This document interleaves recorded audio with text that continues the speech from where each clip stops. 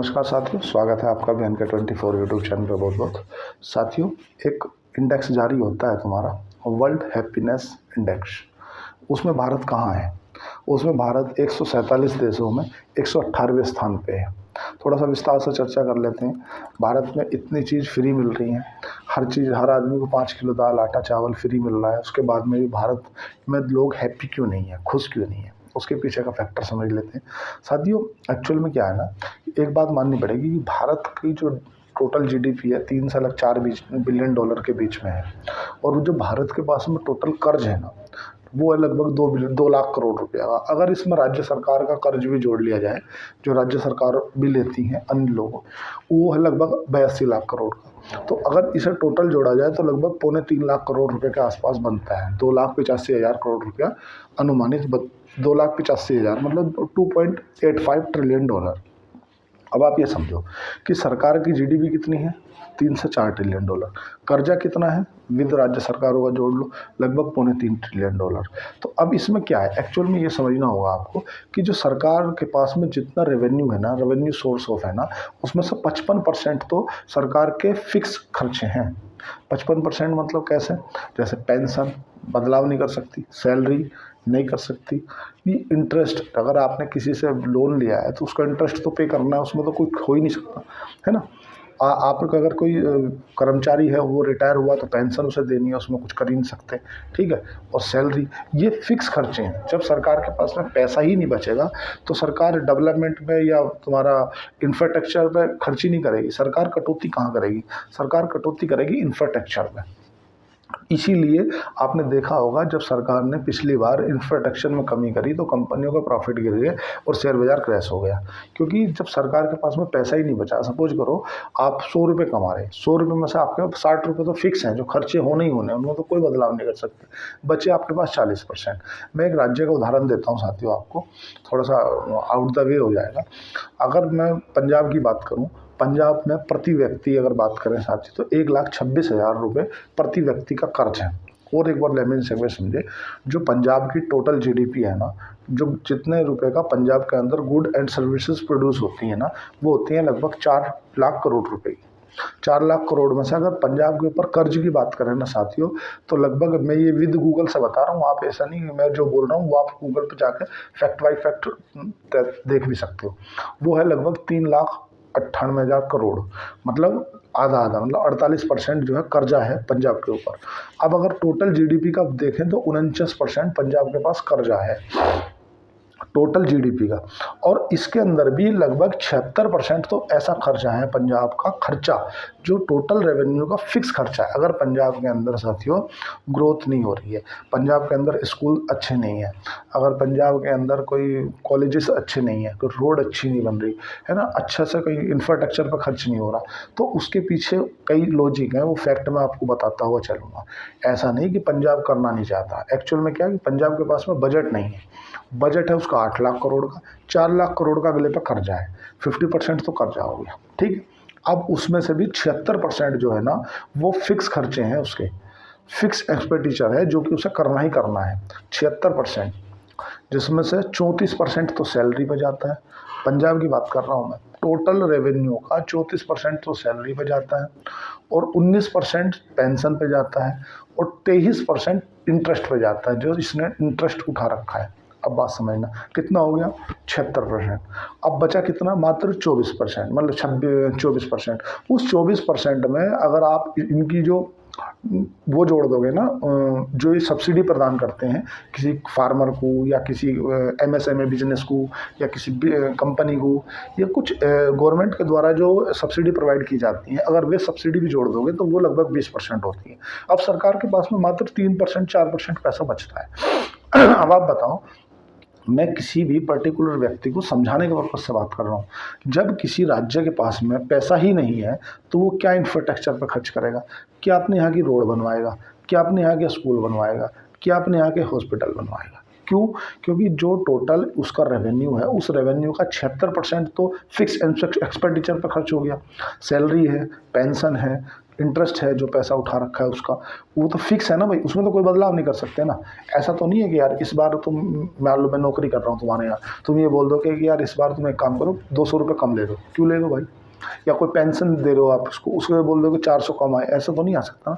या किसी से अगर आपने कमिटमेंट करके लोन लिया कि यार ये मेरे को 1 लाख का लोन दे दे और मैं आपको 1% के हिसाब से हर महीना 1000 रुपये देता रहूँगा, तो ऐसा तो नहीं आप इस महीने 800 दे दोगे, क्यों दे दोगे? पहले कमेंट नहीं किया। तो ये तो फिक्स खर्चे हैं, फिक्स एक्सपेंडिचर है। इसके अलावा फिर एडिशनल होती है जो सब्सिडी होती है, पावर सब्सिडी। मान लो आप पावर पर सब्सिडी प्रोवाइड करते हो, या किसी फार्मर को सब्सिडी प्रोवाइड करते हो, या कोई बिजनेस लगा रहा है, एमएसएमई बिजनेस लगा रहा है, उसको सब्सिडी प्रोवाइड करते हो, तो ये फिक्स खर्चे। उसके बाद 3 से 4% आपके पास पैसा बचता है।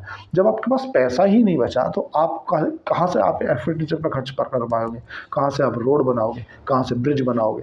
कहाँ से आप स्कूल और हेल्थ केयर पर खर्च करोगे? क्योंकि पैसा नहीं है। और वो पैसा क्यों नहीं है? फ्री बीज के कारण। फ्री बीज मतलब सरकार अपना वोट बैंक के कारण ऐसे ऐसे डिसीजन ले लेती है, ऐसी ऐसी मलाई बांट देती है कि वो बाद में जब अपने जेब में देखती है ना, अरे यार पैसा तो है ही नहीं, और ताव में बोल दिया।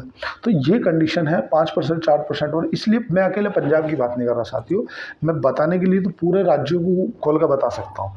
माने मैं ऐसा कभी मुझे ये बात बोलनी नहीं चाहिए, रात को 3 बजे 2:30 बजे तक स्टडी करता ही रहता हूँ, पढ़ता ही रहता हूँ, क्योंकि जो कमी मेरी रह गई वो अब पूरी करता हूँ, बचपन में रही इच्छा रही, ठीक है, वो आउट द वे है, जानता हूँ, आगे करता हूँ। अब बात करें अगर थोड़ा सा, ऐसा नहीं कि यार बिल्कुल बुरे आदमी, इससे थोड़े 1-2 कंपेयर करना पड़ेगा ना।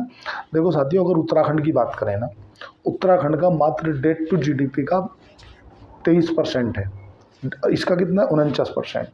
अगर बात करें हम थोड़ा सा गुजरात की, क्योंकि गुजरात संपन्न राज्य है, गुजरात का टोटल जीडीपी का 17% ही कर्जा है, 17%। आज देखो अगर कोई संपन्न है या क्या है तो उसमें आप देखो ना 17%, इस पे कितना 50%। अगर आप 4000 कमा रहे हो तो 2000 तो आपको खर्चा ही खर्चा है जो आपने कर्जा ले रखा है, ठीक है। उत्तराखंड का 23-24% है। इससे अच्छा तेलंगाना का 26% है। महाराष्ट्र का तुम्हारा 19% है। तो ऐसे ऐसे भी राज्य बैठे हैं। और लेकिन जो फिक्स एक्सपेंडिचर पर ज़्यादा खर्च हो जाता है कमाई का, तो उसमें तकलीफ होती है। किसी भी व्यक्ति, कोई भी राज्य हो, आप अपने घर को मान के चलो। अगर आपका घर है, आप 10,000 रुपये महीना कमाती हो, उस 10,000 रुपये महीना कमाने में आपकी जो टोटल 10,000 का 9,500 फिक्स एक्सपेंडिचर पे खर्च हो जाता है। फिक्स एक्सपेंडिचर मतलब बच्चे की फीस हुई, दूध हुई, किराना हुआ, बिजली का बिल हुआ, ये फिक्स एक्सपेंडिचर हुए किसी भी नॉर्मल व्यक्ति के। अब बच्चे उसके पास 500 रुपये। अब तुम बोल रहे हो कि यार हमें घर की रेनोवेशन करानी है, हमें तो एक एलईडी यहाँ लगानी है, एक झूमर ऐसे टांगना है, तो वो एक्चुअल में रेनोवेशन कराना, झूमर टांगना, मतलब ये आपके रोड, ब्रिज, इंफ्रास्ट्रक्चर, इन सब चीज़ों को मान लो। अब बोल रहे हैं हमें तो ये भी करना, वो भी करना, कैसे कर पाओगे? नहीं कर पाओगे। इसलिए नहीं कर पाओगे क्योंकि आपके पास में पैसा ही नहीं बचा सरप्लस। अगर आपका 17% ही खर्चा हो, मतलब 10,000 कमा रहे हो, 1,1200 में आपका खर्चा हो जाए, बचे आपके पास 8,000। 8,000 में आप एक एलईडी ऐसी लगा दोगे, एक झूमर टांग दोगे, एक आप बढ़िया वाला म्यूजिक सिस्टम ले आओगे, है ना, अपने यहाँ के लिए अपने बच्चों के लिए कोई अच्छा खेलने का ले आओगे, है ना, पार्क बनाना जैसे राज्य के अंदर, ऐसे ही। क्योंकि आपकी जो फिक्स एक्सपेंडिचर है ना वो कम है। आप किसी राज्य को ना मान के चले, आप घर मान के चलो। किसी घर का जो मुखिया है, राज्य का मुख्यमंत्री मतलब घर का मुखिया, उसका 10,000 रुपये महीने की इनकम है। अगर उसके फिक्स खर्चे 9,500 हो जाएं जैसे पंजाब के हो रहे हैं, तो अब उसके पास बचे 500 रुपये। अब वो 500 रुपये कहाँ खर्च करे?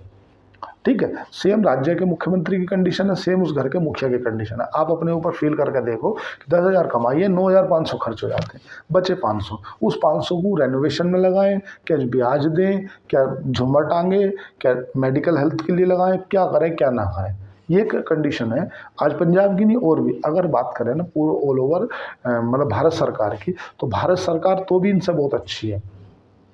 देखो किसी राज्य को अगर आप बोलते हो ना, तो मैं चलो उत्तराखंड का उदाहरण ले लेता हूँ। उत्तराखंड में टोटल फिक्स एक्सपेंडिचर कितना खर्चा होता है मालूम है आपको? 57%। इसका कितना है? 95%।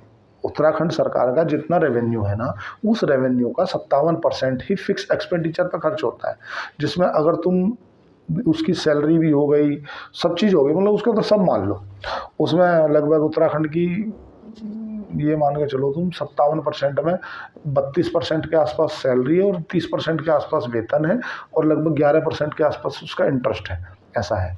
आप इसे विद फैक्ट तथ्य कर लेना, ऐसा मैं कुछ भी आपको नहीं बोल रहा हूँ कि आप मैं बोलूँ और वो गलत निकल जाएगा, हो ही नहीं सकता, मैं मानता ही। माने लगभग 57% जो उत्तराखंड है वो अपने रेवेन्यू का टोटल बजट का 57% फिक्स एक्सपेंडिचर पर खर्च करता है और पंजाब अपने टोटल बजट का 95% फिक्स एक्सपेंडिचर पर खर्च करता है। तो दोनों राज्यों में मेजर डिफरेंस नज़र आ गया भाई। एक के पास में बच रहे हैं 5,000 रुपये 50%, एक के पास बच रहे हैं 500 रुपये। तो जिसके पास 5,000 रुपये बच रहे हैं वो अपने राज्य को अच्छा बनाने के लिए अच्छी अच्छी रोड बनाएगा, ब्रिज बनाएगा, अपने खर्च करेगा। तो उसके कई कई फैक्टर होते हैं। हो सकता है टूरिज्म ज़्यादा आता है उत्तराखंड में, इसलिए भी उसका ज़्यादा रेवेन्यू होता है। भारत सरकार से भी ज़्यादा है उसको। भारत सरकार की अगर बात करें टोटल, तो टोटल जितना भारत सरकार का बजट है ना, सेंट्रल गवर्नमेंट का, उस बजट का 58% फिक्स एक्सपेंडिचर पे खर्च होता है, जिसमें इंटरेस्ट 11%, सैलरी और तुम्हारा जो पेंशन है उस पर। लेकिन इन सब चीज़ों में अगर जो गवर्नमेंट है ना, जो सेंट्रल गवर्नमेंट है, ये क्यों लेके आई थी? आपने देखा ना, पेंशन बंद कर रही थी, आप पेंशन बंद कर दो, वो इसीलिए लेके आई थी ताकि पेंशन बंद हो जाएगी तो ये जो एडिशनल बोझ पड़ रहा है ना, ये एडिशनल बोझ बंद हो जाएगा। लेकिन पेंशन उन्होंने गलत व्यक्तियों की बंद करना बोला। उन्हें पेंशन बंद करनी चाहिए माननीय सांसदों की, माननीय विधायकों की। ये कौन सा युद्ध लड़ने जा रहे हैं भाई? जो सेना का जवान है, कोई फोर्सेस का व्यक्ति है, पुलिसमैन है भाई, उन्हें ना पब्लिक से फाइट करनी होती है, उन्हें डायरेक्ट पब्लिक के कांटेक्ट में रहना होता है। कब उनके साथ में क्या मिसअंडरस्टैंडिंग हो जाएगी, उनका परिवार, अभी जैसे किसी पुलिस वाले को आपने कहीं ड्यूटी लगा दी है ना, उसकी कहीं पोस्टिंग कर दी, अब वो वहाँ दंगे हो गए, दंगों में अगर वो पुलिस वाला मारा गया तो उसका परिवार का जीवन व्यापन कैसे होगा? तो उनके लिए पेंशन सही है, कोई दिक्कत नहीं भाई। एक तरफ तो ये सांसद है, माननीय सांसद, एक तरफ विधायकों को तो आप बोलते हैं जनता के सेवक हैं, दूसरी तरफ आप इनको पेंशन देते हो, काहे के लिए भाई? पेंशन बंद करो, लेकिन उनकी जिनकी जंद बंद करनी चाहिए। ये तो वीआईपी कल्चर मोदी जी ने ख़त्म कर दिया, बहुत कुछ ख़त्म कर दिया, तब भी ऐसी स्थिति फैली हुई है। तो मैं उम्मीद ये करता हूँ कि भारत में हैप्पीनेस क्यों नहीं है? ये व्यक्ति यहाँ पे 4 किलो आटा चावल दाल खाने के बाद में भी आदमी खुश क्यों नहीं फील करता? अगर बात करें ना टॉप 5 की कि सबसे खुश देश कौन है तो टॉप 5 में फिनलैंड, डेनमार्क, आइसलैंड और स्वीडन, ये टॉप 5 में है आज भी टॉप 5 में आते हैं ये दोस्त। भारत तो 118वें देश पे है, पाकिस्तान कहीं नहीं लग रहा है इसमें, 147 में शायद 148वें पर खड़ा होगा, इसलिए पाकिस्तान में तो वो छोड़ो, आप पाकिस्तान की तो बात ही नहीं करो। लेकिन भारत में हैप्पी ना होने के कारण है ये फ्री बीज काहे के लिए? सरकारें लाने के लिए, जो गवर्नमेंट अपना कुछ भी बोल देती है। इसीलिए तो वो बोलते थे ना केजरीवाल जी, कहना दिल्ली में तो सरप्लस पैसा है, दिल्ली में सरप्लस पैसा है। भाई सरप्लस पैसा था तो आपका जो बजट है उसे आप पढ़ो ना, आप मुंह से बोल सकते हो, लिखत में आप कुछ नहीं बदल सकते। वो तो कुछ और बोल रहा है, आप कुछ और बोल रहे हो। आप बोल रहे हो कि मैं तो सब सरप्लस पैसा ये कर दूंगा, वो कर दूंगा, 5,000 दे दूंगा। जो आपके ब्यूरोक्रेट हैं, जो बड़े बड़े IAS अधिकारी हैं, वो बोल रहे हैं कि तुम पे पैसा ही नहीं है, कहाँ से कर दोगे, बजट है ही नहीं तुम्हारे पास। भाई ये सब चीज़ें देखनी होती है, आपको पढ़ना होगा, पढ़ना जरूरी है। आज के लिए इतना ही। चैनल को लाइक करें, सब्सक्राइब करें, कमेंट करें। धन्यवाद, थैंक यू।